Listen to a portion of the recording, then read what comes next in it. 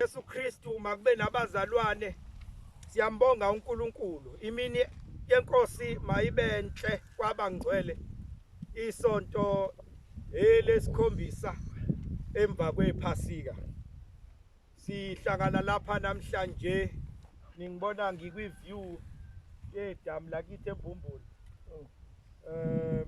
iNongwane Dam masifumana izwi lenkosi incwadi kaIsaiah chapter 50 verse 7 incwadi yomprofeti uIsaiah chapter 50 verse 7 Isaiah chapter 50 verse 7 ngokuba inkosi uJehova iyakungisiza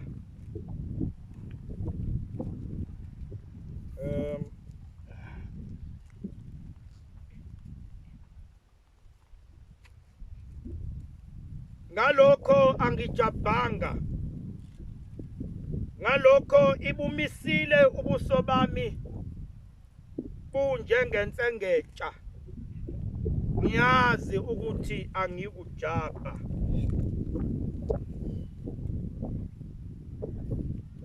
ngizophinde futhi ngifunde kwinguqulelo yesingisi ethiwa iNew Living Translation.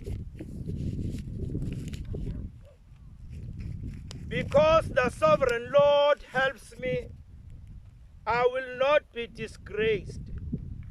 Therefore, I have set my face like a stone, determined to do his will.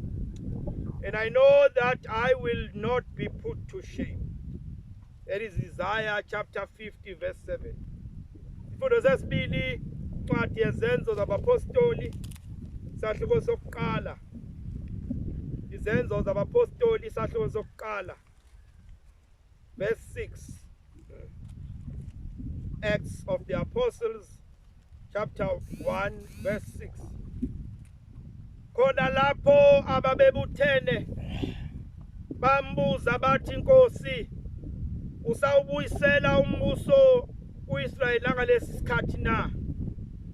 Wathi kubo akusiko kwenu ukwazi isikhathi noma imizuzu ubaba akumisele ngamandla akhe, kodwa nizakwamukeliswa amandla umoya oyingcwele esefikile phezu kwenu, nibe ngofakazi bami eJerusalema naseJudiya lonke naseSamariya kuze kube sekugcineni komhlaba. Kwathi eseshilo lokho wakhushulwa bebuka ifu lamsusa emehlweni abo, bathi besagqolozela ezulwini emuka, bheka amadoda amabili ayemi kubo embethe izingubo ezimhlophe, athi madoda aseGalile, nimeleni nibheke ezulwini na? uJesu lo osuswe kini enyuselwe ezulwini uyakubuza kanjalo njengaloku nimbonile eya ezulwini. Khona babuyele eJerusalema bevele entabeni ethiwa emnqumo eseduze neJerusalema ibanga lohambo lwesabatha. Kwathi sebengenile benyukela ekameleni eliphezulu lapho bebehlala khona. Ilona ilizwi lenkosi, masibonge inkosi uNkulunkulu ngalo. Amen. Amen. Bathandekayo enkosini namhlanje ngifisa ukuba sikhuthazane njengabantwana bakaNkulunkulu kulezi insuku esibhekene nazo, izinsuku zo-corona, izinsuku lapho izwe lethu libizwe kwathiwa seliku-junk status. Lokho kusho ukuthi izwe lethu libhekene nesimo somnotho esiwuvobe, isimo somnotho esibhedayo. IRandi alinawo amandla. Uyabona noma ubuka ezezimali ukuthi iRandi mawuliqhathanisa nopondo waseNgilandi liko 22 rand and bani, kanti ngakodlule ngalesi sikhathi beliko 15 rand bani okusho ukuthi ngisho into obungayithenga ngo100 rand ngalesi sikhathi ngonyaka odlule manje usungathenga ubala ngempela. So kulezo zinsuku insuku zempi, insuku la abantwana bakaNkulunkulu mawunothisa emasontweni adlule uzoza ukuthi inkulumo zami ziveza ukuthi abantwana bakaNkulunkulu basempini. Inkolo yobuKristu akuyona inkolo yabantu abantekenteke, akuyona inkolo yabantu abangamagwala, kodwa inkolo yabantu abanesibindi. Inkolo yabantu abangabanqobi, inkolo yabantu ababekezelayo. Ngesonto ledlule bengithi thina masibekezele silwe njengamasosha. Alibonga into le yabantu abadisciplined, abantu abangadavuzi noma phi. Akuyona into yabantu abazilawulayo kube ikampunzi edlemini, kodwa eyabantu abalawuliwe, abantu abaphokophele, determined, abantu abanomoya wokungawi, abanomoya wokungayeki, abanomoya wokungahlehlele emumva. Inkolo yethu leyo bazalwane bami abathandekayo, inkolo yamaKristu, inkolo yophokophela. Alibonga igama lenkosi. Ingakho lapha emazwini engizokhuluma ngawo kukhona amazwi athi, ngalokho ngibumisile ubuso bami njengensengetsha. Ngalokho ngibumisile ubuso bami njengensengetsha. Therefore I have set my face like a flint. Therefore I have set my face like a stone. Alibonga igama lenkosi. Ngalokho ngiyikujapiswa, ngalokho ngiyakumisa ubuso bami bube njengetshe. Empini esibhekene nayo, empini esihlangabezana nazo, ngibumisile ubuso bami baba njengensengetsha. Amen. Baba njengensengetsha. Ubuso bami baqina phambi kwesimo, noma ngabe ngibekwa kusiphi isimo. Ngalokho ngibumisile ubuso bami bube njengensengetsha. Lena bathandekayo isimilo, i-character okumele ukuba wonke amakholwa abe nayo. Isimilo nesigubo into umuntu ayigqokayo ibe nguyena naye abe yiyona. Isimilo sokuthi angiyena phonsi ithawula, kodwa ngiyilowo one-fortitude, ngiyilowo one-resilience, ngiyilowo ophokophelayo, ongaye ngibumisile ubuso bami bube njengensengetsha. Ukunqoba bazalwane lokhu kuzotholwa abantu abazokwamukela lo moya, umoya wokuthi ngidetermined, umoya wokuthi angizoliphonsa ithawula, umoya wokuthi angizoyeka noma ngabe insimbi iyashisa, angizodedela noma ngabe kuvuka ikofu, angizoyeka. Olibonga igama lenkosi. Ingakho ke noma yilapho ke kungena khona indima kamoya ongcwele, loke sithi parakletos, indima kamoya ongcwele empilweni yomzalwane. Umoya ongcwele lo ikona kudla akudingayo umzalwane ensuku zonke. Amen. Ikona kuphila ngamanye amazwi umoya ongcwele iyona nto esenza siqhubeke.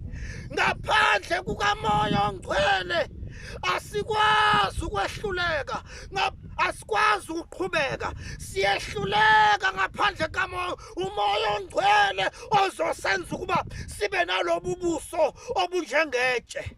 Ubuso obuzothi in the face of adversity, phambi kwesitha uthi angizo give up. Othi phakathi kwezimo nakaloku ikhanda lami lizophakama, phakathi kwezitha zami engiyihaqileyo ngizonikela iminikelo kwethaba kuJehova. Sikhona isitha ngalokhu ubuso bami ngibenze baba njengensengentsha. Therefore I've set my face like a flint. Therefore I've set my face like a stone. Indima kamoya ongcwele ngokuhlala kuye, ngisebenzisa igama la elithi drench. Leli gama elithi drench lisho ukuthi njengomuntu ethatha isipantshi esifaka emanzini.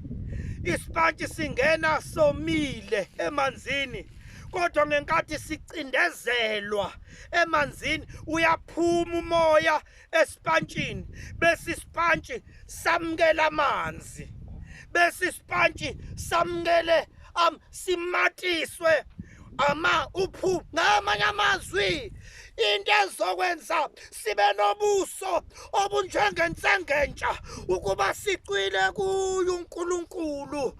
Sivumele yena umoya ongcwele akhiphe umoya, akhiphe ukungcola. Uma kade sinokungcola isipantshi masifaka emanzini buyaphuma ukungcola kusona. Alibonke igama lenkosi. Ngakho ngenkathi uhleli nomoya ongcwele uzijwayeza yena umoya ongcwele, ngenkathi ufunda imibhalo ukhuleka uzindla ngezwi likaNkulunkulu, ngenkathi udumisa, ngenkathi uye enkonzweni, ngenkathi wenza lezi zinto zonke esizenzayo zokukholwa, bese lokhu kuhlala kwakho kumoya ongcwele bese bukhiqiza impilo ehlukile. Sibiza ngokuthi manje leyo ke ukukhula emoyeni. Zithi izinto ekade zikukhuba, izinto ekade zikuphantshisa emoyeni, izinto ekade zikucika, izinto ebezikwenza ukuthi uphonse ithawula zingabe sakwenza uphonse ithawula. Uthi umpostoli uPawuli kuTimotheyu uthi ngakho zijwayeze ekumesabeni uNkulunkulu. Ngamanye amazwi uthi njengokuba ukujwayeza umzimba kusiza ingcosana, kodwa ukuhlala kumoya ongcwele, ukuhlala kuNkulunkulu, ukuhlala ekumesabeni, ukuhlala emibhalweni kusiza entweni eziningi, kusiza kulokhu kuphila nasekuphileni okuzayo. Alibonke igama lenkosi. Ngamanye amazwi ngenkathi uziqeqesha uthi mawusaqala ugijima banga ufike la, kodwa ngenkathi ukujwayela ukukwenza lokho ngokuzayo ngesonto elizayo lo mango bakade unyuka usudodi ngiede ngifike lapha, ngokuzayo usuya-eda ukwenze lokho ukuzwa kungabe kusakushaya enyameni, bese uthi othi ngiqhubekele ngaphambidla. Ngenkathi uzijwayeza ubuNkulunkulu, uzijwayeza ukuhlala nomoya ongcwele, uzijwayeza ukuhlala naye, uguqula ashintshe ubuwena, ashintshe intando yakho. Kodwa lento isho ukuthi nawe mzalwane kumele ubambisane nomoya ongcwele emsebenzini awenza kuwena. Ingakho ethi umbhali uma navuswa kwabaseKolose 3, uma navuswa noKristu funa nokwaphezulu lapho ekhona uKristu, ngokuba nina nafa ukuphila kwenu kufihliwe noNkulunkulu, noKristu kuNkulunkulu.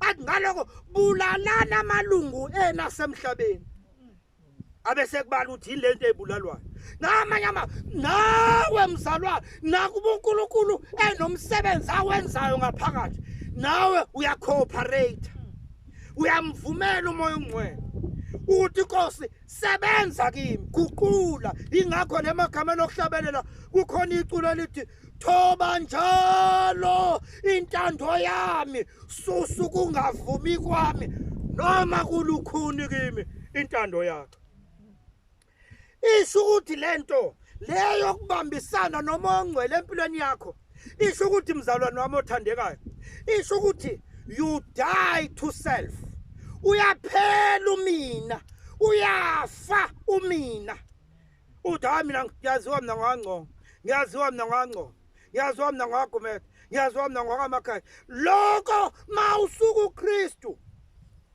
uyafa. Hallelujah. You die to self. Bese uyadlubulunda kwikakade lakho uyahlubulunda ngoba ikakade likubizela emuva athi umbhali kwabaseGalatia 5 verse 16 athi hambani ngomoya ngokuba umoya ufuna okwawo nenyama ifuna okwawo ngoba lezinto ziyamelana ngamanye amazwi kumina nakuwena mzalwane kukhona two forces kukhona imimoya emibili umoya wenyama nomoya kaKristu lokhu okufaka kakhulu ikona okuzoba namali mawufaka inyama mawufaka inkanuko mawufaka izindaba zabantu mawufaka amagqubu mawufaka kuzokwanda lokho kodwa mawufaka imibhalo inyama ingafuni uthi ngiyacela kuwe Jesu yiba nami kule ndawo sisebusweni bakho baba Nkosi yethu sifuna umusa wakho ngomtha ngenkathi ufaka lezi zinto ufaka ihlabelelo zokomoya namahubo okomoya ufaka imibhalo uzoqala ubone ukukhula lokho kukhula kugcina kukhiqiza isimilo lesi similo engisishoyo ngithi kumele sibe naso isimilo sokuthi phakathi kwezimo angihlehlele emuva. Hallelujah. Ezimweni zonke noma kunganzima kanjani angihlehlele emuva. Angeke athomnye umculi ebumnandini nasebunzimeni angisoze ngikhonze inkosi angisoze ngahlehlele emuva noma kuyehlela noma kuyenyukela ngizobampelela ngoba sengizinqumele ukuthi ngingoka Jesu ngathi ngingowakho Jesu wami ngingowakho njalo ngehlukaniswe nawe uma ngisahamba ngakho lesi similo sokuthi ngimisile ubuso bami baba njengetshe ngalokho angikujapiswa therefore I shall not be dismayed ngoba ngibumisile ubuso bami. Hallelujah. Uyizala ubizela abantu bakaNkulunkulu ekuphendukeni nami ngiyanibizela ekuphendukeni ukuphenduka lokhu ukujika U10 ukujika ukuthi bengiya le athi umculo wasekhaya uma ngiyenza indumiso athi bengiqonde ekufeni wangikhipha wena msisi wami bengiqondele ekufeni ngahlangana nomsindisi wayijika impilo yami sengisinga ezulwini sengishintshile direction angisaye ekufeni sengibheka ezulwini. Ukuphenduka kusho ukuguquka endleleni yakho bese uya endleleni kaNkulunkulu. It is turning from your previous ways and moving towards God. Lencwadi uthi uNkulunkulu ngasekuqaleni kuyizalo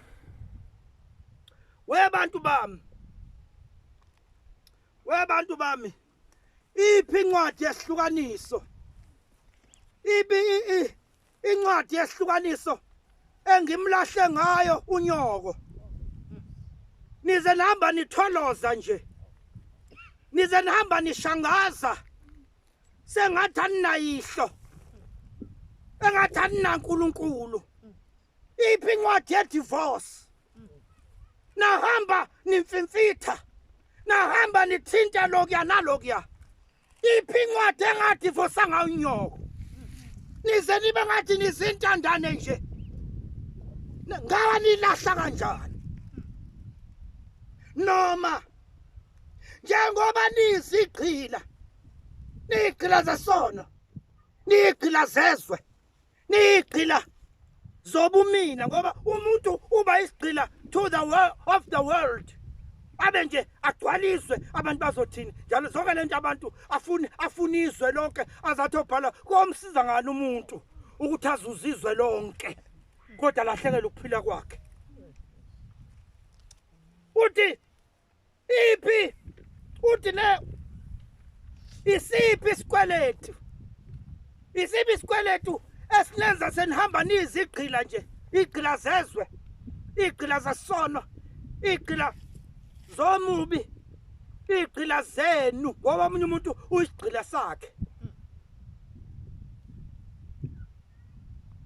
uze azabuyihlo uninikela kubantu abamkweleta ngoba ngalezo nsuku uma ubaba ubelekweleti kubantu engasenayo imali yokubakhokhela ubethatha amadodana akhe athi ngikhokha isikweleti sami ngalamadodana azokusebenzela iminyaka e10 noma iminyaka emingaka uzuba uyasiqeda isikweleti sami ingakho uzwa ngonyaka wejubhili kuthiwa eBhayibhelini ngonyaka wejubhili uma bekhona abantu abayiqile noma ngabe bena 1 year noma ngabe benezinyanga uma ke kwa unyaka wejubhili siyakhansela isikweleti so uthi uNkulunkulu la senize nayi iziqhila zaloke niyiqhila zako bengikuphi mina uthi izono zenu lezi ezinenze naba ngathi aninayise izono zenu lezi ezinenze naba sengathi niziqhila nisemazweni aseBhabhele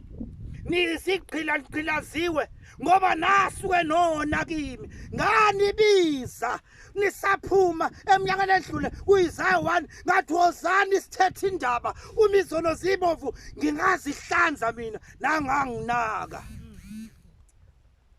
niyangazi ukuthi bengiwihlo athi lapha ngezasi bengiwihlo uyihlo enmazi ukuthi unamandla okukhuzulwa nje lome hey onamandla okukhuzulwa nje lome lube njengomhlabathi inhlanzi zifela olwandle ngiuNkulunkulu okwazi ukweleka noma kwendlala ubumnyama phezulu kwamazulu ngiuNkulunkulu onamandla onke beningazi kodwa nangiyeka nakhetha ukuyoba iqhila nakhetha ukuyoba niyoba abantu abafana nezintandane nakhetha ukuyoba abantu abangenankulunkulu uthi ngaloko ngithuma isikhonzi sami ngithuma my servant ngithuma inceku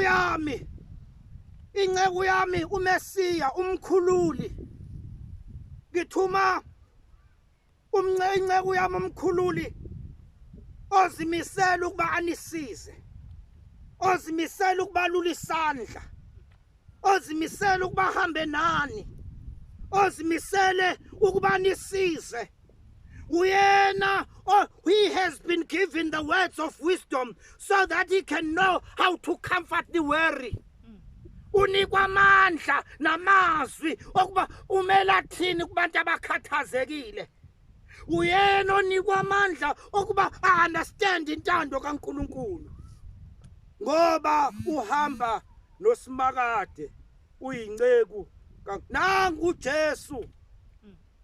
nangu Jesu ezosinika umoya ongcwele ethi kungilungela ukuba nginyuselwe ezulwini ukuze ma esefikile umduduzi umoya ongcwele nizonikwa amandla mase ninikwa amandla okuba ofakazi nizonikwa amandla okuba nibuyele ezweni elingibulele la ngibethele esiphambanweni nibuyele niyothi uJesu nambulalayo uyena oyinkosi nizonikwa amandla okuba nibe nobuso obunjengensengentsha nizonikwa amandla okuba izinto ebezinehlula zingabe zisanehlula nangu uJesu uzela ukuba azosinika amandla mhlawumbe abanye bethu ngokwemsebenzi career wise babone ngathi sekumeke ndawonye kwezinye izikhathi babone ngathi badra ndawonye abanye sebephonsa ithawula ngithi mina kwesinye isikhathi ivumela indlela uma ikudrayisa mhlawumbe uthi wena ngibizelwe mina ukuba udokotela kodwa indlela isathi awukuqala uyoshaya umshini esitolo ube ukheshiya ivumela indlela ngenkathi usashaya ikheshiya bese uqinisa ubuso bakho bube njengensengentsha uthi umfundisi wakithi umfundisi uNdlazi Reverend Ndlazi umfundisi synod secretary weSynod yase South Africa yamkhotha ke kodwa kabi naye ukhotha amkhothayo uthi shanela imigaqo kungathi uyishanela phambi kwezulu ukuze lithi izulu malidlula la kade ushalela khona noma makufika isikhathi sakho sokubuya hamba emhlabeni lithi izulu kwaqhamuka umashanela owashanela emhlabeni kungathi ushanela phambi kwezulu shanela ngobuso bensengentsha ngamanye amazwi shanela with determination ma kukuthi ubekwe ekubeni security guard nakuba abantu bebukela phansi kodwa yiba the best security guard ever in your company uma kuthiwa khonza kungathi ukhonza phambi kaJesu uqoveza ukhonza phambi kwakhe kodwa kube ngathi uyambona ngempela uma kuthiwa nikela yonke into ngizoyenza I have set my face like a stone ngimise ubuso bami ngamanye amazwi ngidetermined ngine fortitude ngine resilience angihlehlele mumva noma izimo zinzima kangakanani haleluya nakuba kunzima abanye empilweni akulula babambene nezimpi ezithile abanye emoyeni mari emoleni wabo abalali baqinywa izinto musuku give up haleluya ugcina uthi hayi ake ngiyozwa kwabanamanga ukuthi indle engenza hayi ngenze ubuso bami manje ngetshe ngalokho angikujabhiswa ngamanye amazwi ukumisa ubuso bakho phambi kwezitha kunomvuzo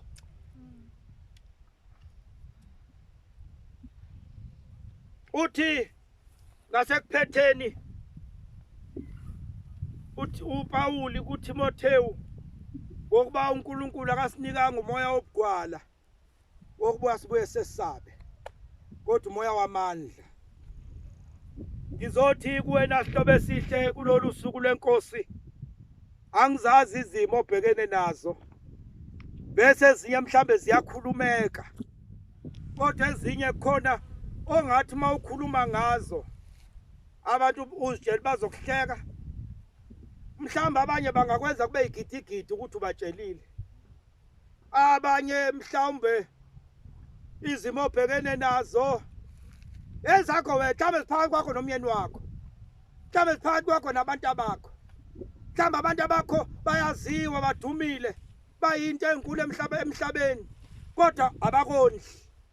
Manje akekho umuntu ongamtshela ukuthi ningibona nje ngilala ngesinkwa namanzi, nginengane ezihamba eziphila kahle kodwa azinginaki, zihlala koSentini, zihlala koMhlanga, zihlala koHilton kodwa azinginaki. Unento obhekene nayo, kodwa ngizothi namhlanje ngamandla lawe kuthiwa nizowamkeliswa, amandla kaMoya oNgcwele ungakwazi ukumisa ubuso bakho bube njengensengetsha phakathi kwesimo. Abanye bayasaba ukumisa ubuso babo njengensengetsha, they've got fear. Omnye usaba ukuqala, bathi laba abakhuluma isilungu ukuhluleka kwangempela yiloko ukuthi uhluleke ukuqala. Ukuhluleka kwangempela yiloko ukuthi ufuna ukuqala ibhizinisi lenkukhu kodwa utshela ukuthi abantu bazothini. Nansi into ebulala izwe lethu, abantu bazothini syndrome, ukuthi abantu bazothini uma ngiqala ipiggery. Uyazi uma ungaqala ibhizinisi lengulube mhlobo othandekayo, yebo into engcolisayo kodwa ayikho iphathe engulubeni engadliwa, kudliwa kuze kuyodliwa amanqondo. So ngamanye amazwi musukwesaba ukuqala, musukuncikaza doubt, ngoba enye izinto enza abantu bangafuni ukuba nobuso njengensengetsha ukuncikaza athi awungiwubani mina. Ngiyalithanda nambandla, ngiyaphenduka namhlanje leculo lithi ngobonga ngani enkosini ngingena. Hayi, amaculo esitha kona lawa asenza ukuba sibuyele phansi, kanti nginamandla okwenza konke ngayo ngiqinisayo, nginamandla okwenza konke ngayo ngiqinisayo, nginamandla okwenza konke ngayo ngiqinisayo. Ngibekile ubuso bami baba njengensengetsha. Abanye into eyisitha ebenza ukuba bangamisa ubuso babo njengensengetsha, self pity, ukuzwela, ukuzidabukela, ukuthi hayi sengizamile ukuthi ke ngiyeke kancane, hayi nabanye abake baqhubeke. Abanye bablame izolo, blaming the past, ukuthi hey ukuba ubaba wafunda ngabe nami ngiwutho, ukuba uma hayi ukuba zange sathakathwa ngaba sikho nje. Namhlanje ngizokumemezela iphezu kwaleli gquma ngithi ngokuba inkosi uJehova yakungisiza, ngalokho angijabhanga, ngalokho ngibumisile ubuso bami njengensengetsha, ngiyazi angiyukujabha. Ngalokho ngibumisile ubuso bami njengensengetsha, ngalokho angiyukujabha. Nginamandla okwenza konke ngayo ngiqinisayo. Ngakukwesaba, ngakukuzidabukela, ngakukuncikaza, ngakukublame izolo noma abanye abantu, akungakwenzi ukuthi uyeke ukuphusha, uyeke ukuya phambili. Uyayizwa indoda yakudala uHabakuki lapha yakusahluko 3 athi noma umkhiwane ungakhahleli, inkomo zinqunywe ebayeni, nokho ngiyathokoza ngoJehova ngoba nginamandla okwenza konke ngayo ngiqinisayo. Ngalokho ngimisile ubuso bami njengensengetsha, ngalokho angiyukujabha ngoJesu Kristu inkosi yethu. Amen.